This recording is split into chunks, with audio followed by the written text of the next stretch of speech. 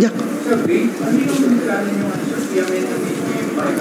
Well, yes, we have been calling, no, kasi alam nyo yung dati, I think, ang pinaka sumikat na slogan dito sa Senado, yung Yossi Kadiri. But if you look at the situation right now, we have to make that call na yung vaping is Kadiri. Kasi kung hindi, magpapatuloy itong problema natin sa ating mga kabataan, lalo na.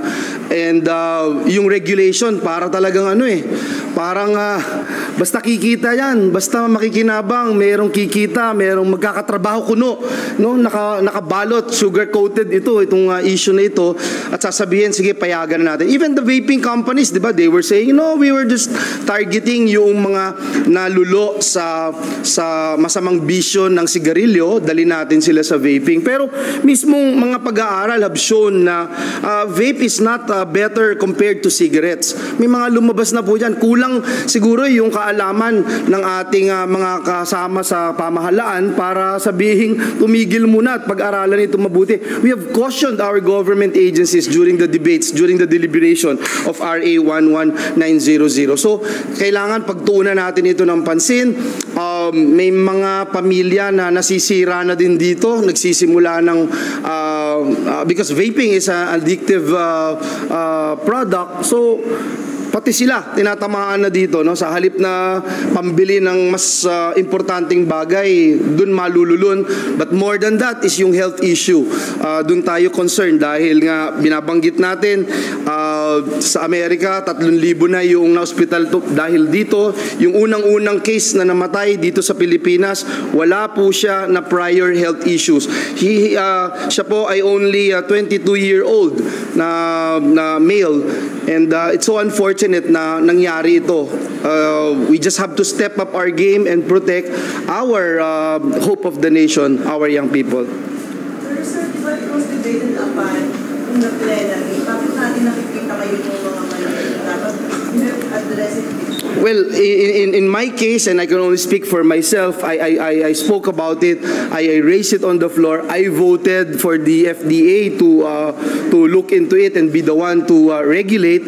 And binanggit din natin, no, tayo rin yung mga nagbigay ng amendments doon sa siguruhing hindi talaga tatargetin yung youth. So nandun din po yun sa batas. So there's also a clear, a crystal picture na merong hindi maayos na execution o implementation ng ating batas. Ilang beses na natin nakita ngayon yung mga vape units, no, na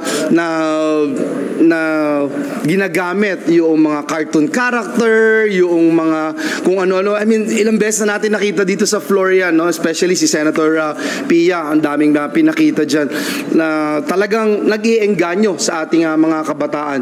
Yung binabanggit natin na 100 or 200 meters away from school premises, hindi naman nasusunod yun, no?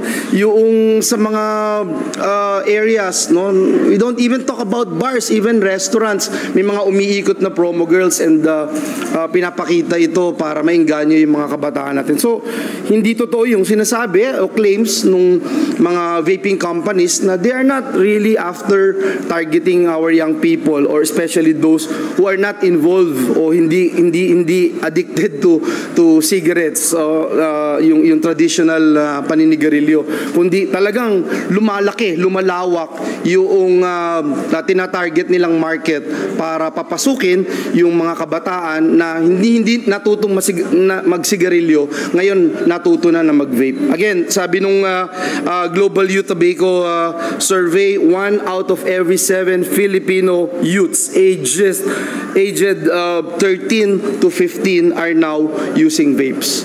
Aside from the failure of implementation, do you see the need to amend? Yes, I believe it has to be the FDI that should regulate itong vaping, no, hindi DTI, because unfortunately marami na tayong pwedeng sabihin sa DTI in so far as regulating yung mga produkto na talagang hindi dapat nasa market, di lalo na itong vaping na ito, no, napakahalaga at napaka-dangerous na makaligtaan natin. hindi kayo bumipilit dun sa laging pinakikita ng DTI na pinahuli na para sa DTI na nire-rate ko lang. Ay, ayun nga po parang may mariraid na isa, may siyam na magpapatuloy. So, I really think na we have to do something about it. If DTI is having a hard time, even right now, aminin na nila, no? Because I've spoken with some officials from DTI na talagang ayaw nila at alam nila na hindi nila forte ito, no? It's a health issue and we need to have stronger teeth para i-implement itong batas.